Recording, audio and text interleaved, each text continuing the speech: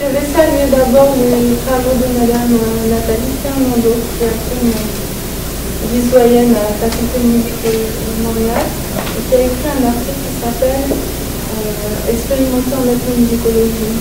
Le principe de l'expérimentation, c'est d'arriver sur son terrain d'étude en ayant composé, après avoir analysé la façon dont l'ethnie en question produit sa musique, la couleur, l'esthétique, tout ça, le chercheur se doit de reproduire quelque chose de similaire et de tester auprès du groupe si c'est reconnu, mais sans lui faire savoir que c'est le chercheur qui l'a écrit.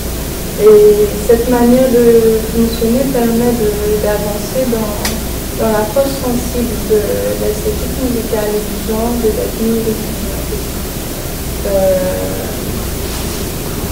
avec la Ligue des Antilles, je me positionne à la fois en tant qu'endogène à la culture portugaise, mais aussi en tant que chercheuse. Et le fait de composer avec des rythmes balaires, même si ce n'est pas à proprement parler d'expérimentation, au sens de Madame Fernando, c'est une manière d'expérimenter qui se rapproche de celle qu'elle propose.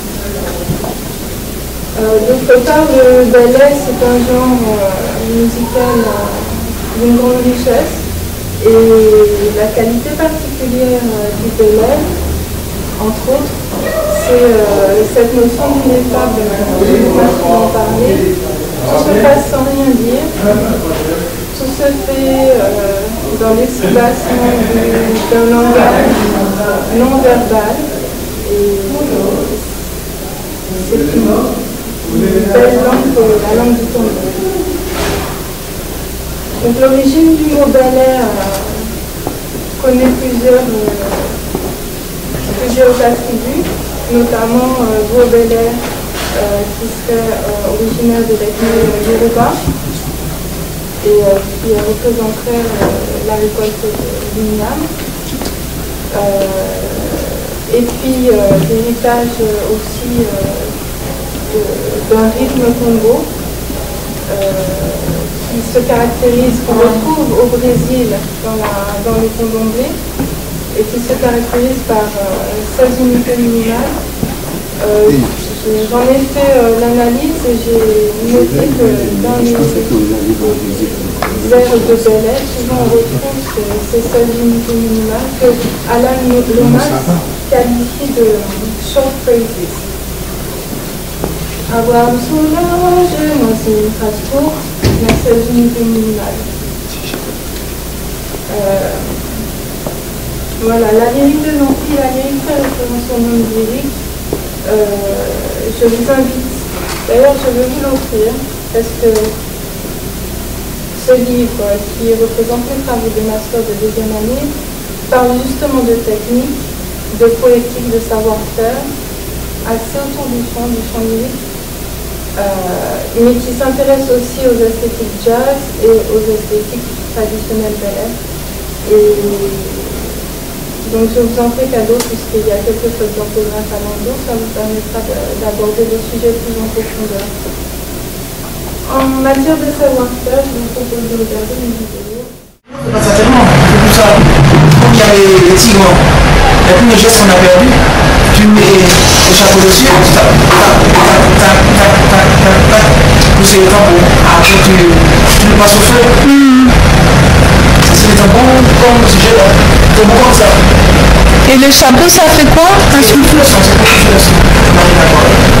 Mais pourquoi tu étouffes le son au moment de serrer la peau? Non, c'est pour le bruit, c'est pour le son. Pourquoi? Et après, c'est pas tu mets le chapeau. Parce que si tu mets le chapeau, tu as le tambour. Tu vas confondre le son. C'est bien qu'il y a son élément qui est un chapeau, ça va, je ne vais pas te donner le chapeau. Le chapeau, il met le souffle, il tape. À un moment, au dernier moment, il va enlever le chapeau pour voir si le son est bon. Après ça, il va passer au feu. Et lui, il va ce qu'on appelle le chapeau.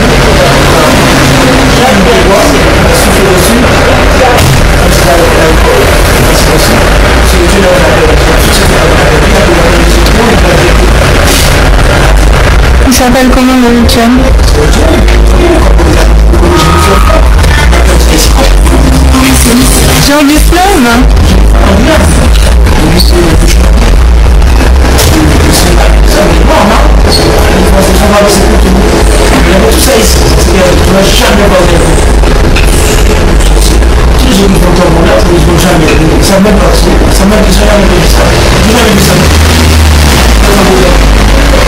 Et ça n'a pas de nom sur YouTube à la Martinique? Dès qu'on a dansé, il y a un contre-temps, dans cela on va faire plus. Il faudra jouer au déa. Et il y a une qui fait basser l'autre. Donc on doit jouer au milieu de. Au milieu de ça va être très difficile pour expliquer sans montrer. Je comprends qui brin ça au Kalima. Ça veut dire que ou pour jouer en manière qui pas en manière matchée. Parce qu'on ne peut pas danser dire ouais il y en a dedans pour balader même coup. Alors il faudra faire un roulement pour ta vidéo en musique quoi. Ta qui en dedans en musique quoi. Aussi. Donc qui m'en y aura fait? C'est ça. Des gens là, on fait des coups de tambour auquel pour imaginer des coups de tambour pour faire bailler. À un moment donné, c'est des danseurs qui ont suivi vous finalement. C'est pas, c'est où à matcher? Obligé d'écouter ça tambour à faire, puis c'est au pareil aux pièces. Mais si vous regardez les dés, quoi jouer bailler les dés. Donc on passe au milieu des. On fait des variations au tambour. Alors là, il y a quelque chose de très important dans ce témoignage de l'artiste qui s'est présent et qui a télé. Il dit que quand il accompagne deux danseurs sur un dernier, Mignon qui peut danser des rois et l'autre là envie d'entendre. Mais il faudrait tambouréa ça accompagner en mi-temps. Qui ça veut dire? Eh ben, le travail du médium, le travail de l'artiste qui doit caler, harmoniser un ensemble de choses. Donc encore une fois le savoir-faire et en même temps, eh ben, comment il y arrive, quelle est la poétique, son savoir-faire, la manière dont il va se prendre pour jouer en même temps. Il dit, c'est faudrait ou ça imaginer Monia ou quelque en même temps. Donc, ça ne s'explique pas. Tu le dis dans la vidéo, ça ne s'explique pas.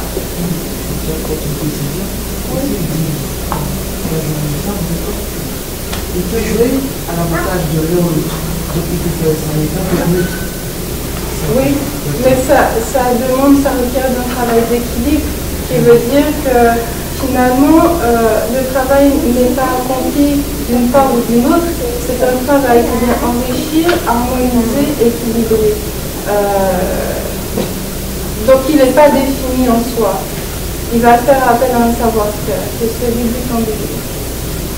N'est-ce pas? Et pourquoi ça m'interpelle? Parce que toujours par rapport à nos travaux que je souhaite te dire, imaginez son nom. En créole, on dit aussi, il y a une expression pour dire au comprendre c'est comme ça fait aller, comprendre c'est aussi imaginer. Donc c'est pour ça que j'ai intitulé la vidéo comprendre, jouer en étant. L'imagination c'est quelque chose de fondamental, c'est ce qui structure l'individu. En psychanalyse, Lacan a inventé un séminaire sur le réel et symbolique et l'imaginaire. Et le sujet se structure au travers de ces trois grandes phases qui, si elles sont bien construites, permettent la réalisation de l'individu. On voit bien que le travail de l'artiste, le travail du joueur de tambour, du chanteur, du musicien, c'est l'accomplissement de son être. Et ça ne se fait qu'au moyen de l'imagination, quelle que soit la langue qu'on utilise, que ce soit le créole, que ce soit la langue du tambour ou la technique lyrique, ce qu'on recherche, l'accomplissement dans les gestes artistiques. Donc, la nuit des Antilles, c'est un concept original parce que C'est un concept qui est supposé mettre en valeur des techniques, des savoir-faire qui sont maîtrisés. C'est aussi un concept qui propose de s'inscrire dans une démarche non commerciale, donc de s'interroger réellement et de promouvoir l'art sans préoccupation, sans que les préoccupations secondaires, économiques, viennent interférer. Parce que souvent, ce qui nous détourne, tu le disais tout à l'heure, dans ta présentation, ce qui nous détourne de cet objectif de l'accomplissement, c'est la médiatisation de masse qui nous amène à faire des choix qui ne seraient pas ce qu'on fait si on n'était pas pris dans une espèce de désir global et massif qui dépasse notre processus même d'individuation, notre volonté personnelle.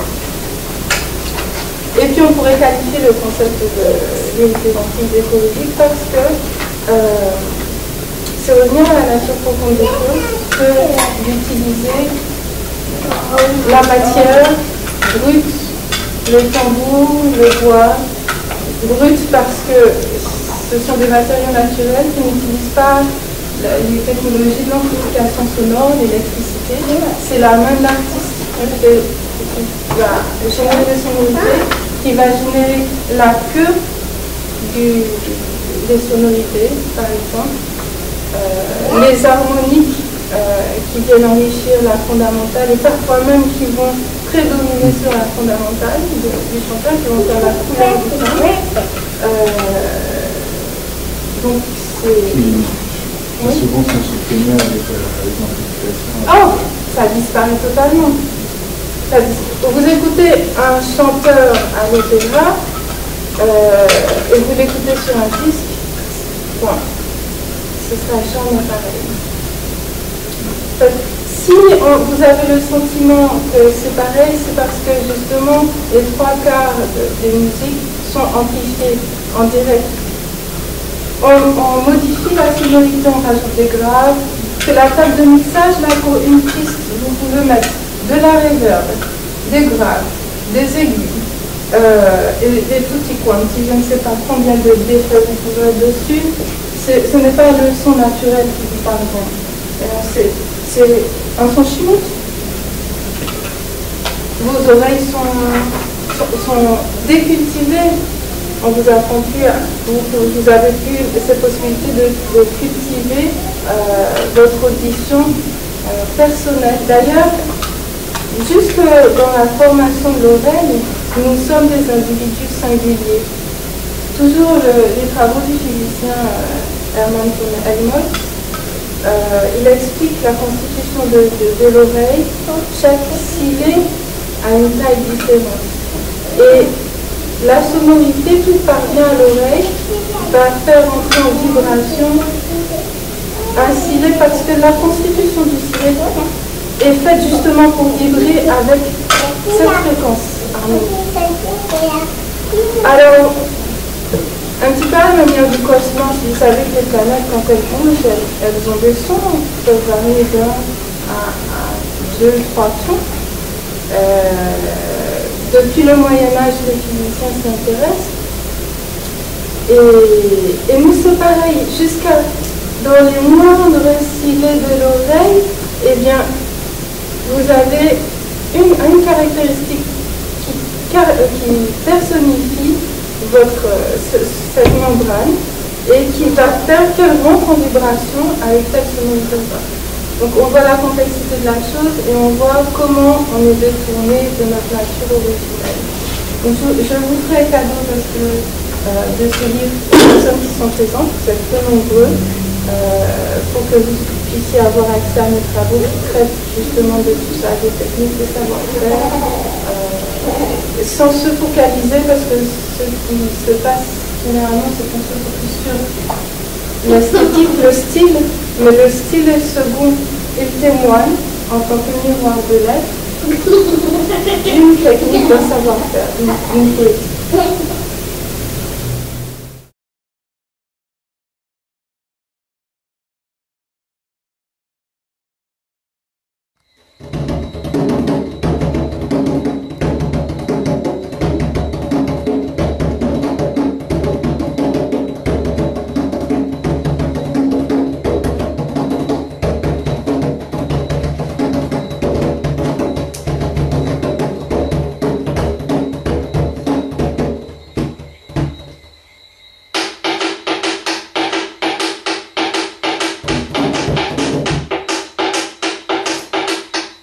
c'est pas une bagarre.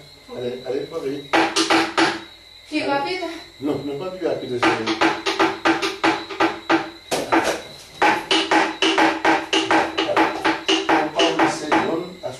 Faut pas y griter en temps. Ah, ok. Pour les tout.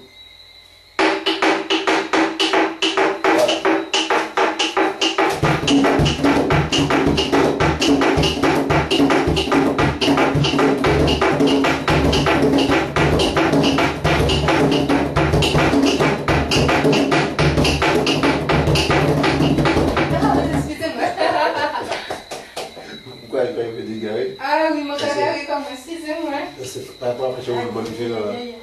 Oui, peut-être c'est ça. C'est sur quoi là? Tac, tac, tac, tac, tac, tac, tac, tac, tac, tac.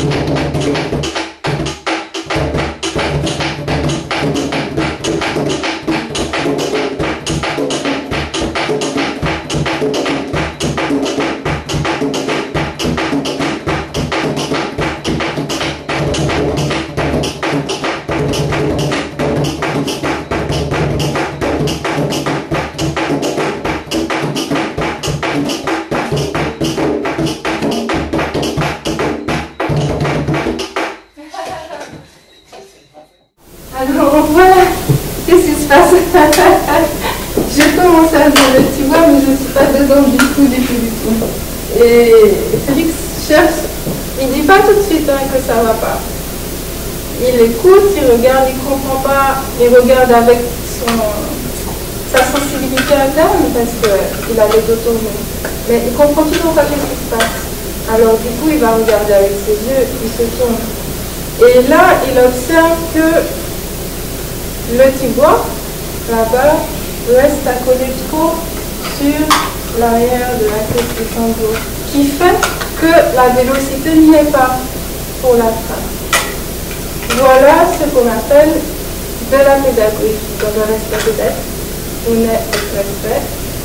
Et c'est une manière de faire qu'on pourrait qualifier de transnarcissique, puisque ça transcende le narcissisme. Vous avez beaucoup d'enseignants qui sont peu préoccupés de faire évoluer leurs disciples, leurs élèves, et qui, à défaut de se préoccuper de comprendre quel est le problème, vont faire valoir leur ego. C'est pour ça que je parle de transnarcissisme, parce que là, sa préoccupation première, c'est de comprendre qu'est-ce qui se passe qui ne fonctionne pas. Voilà, donc je suis allée un petit peu au-delà de la ligne présentée, mais c'était pour vous présenter aussi les centres d'intérêt qui fit avec ce projet. Qui va réunir des artistes du monde de l'opéra traditionnel, du monde du jazz, du monde des traditions de la Martinique, sans frontières esthétiques, mais avec un désir premier fondamental qui nous réunit tous et qui est similaire, quelle que soit l'esthétique, c'est le savoir-faire d'une technique qui est fondée sur des choses bonnes pour l'artiste.